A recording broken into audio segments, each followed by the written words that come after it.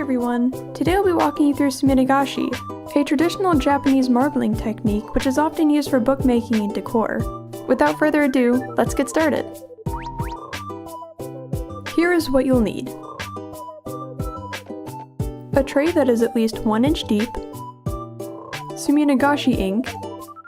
You can find this type of ink on Amazon, as well as select craft stores. You can also use chalk and acrylic paint for this project, but in this video we'll be using ink. You will also need floating paper.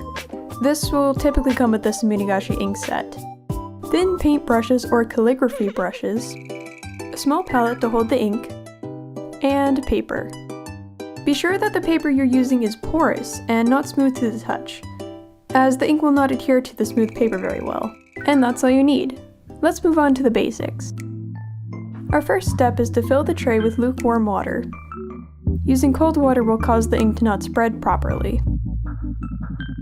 Our next step is to add a piece of floating paper to the tray, and use a brush to push it to the bottom. Doing so creates a small surface area of water on the floating paper, which is where you'll add the ink. When dipping your brushes into the ink, be sure to roll off any excess to avoid using more than needed.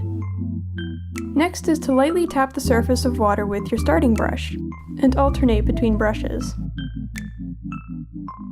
There aren't many rules to using Suminagashi, so feel free to try out whatever you can think of. Here are some techniques you could start off with. Take one brush and point it towards the tray. Grab another brush and tap it against the other. This will create a splattering effect. Another way to manipulate the ink is blowing against the surface of the water. Once you've manipulated the design in a way that you like, the next step is to lightly place a piece of paper onto the surface of the water. After lightly tapping the paper, remove it from the water.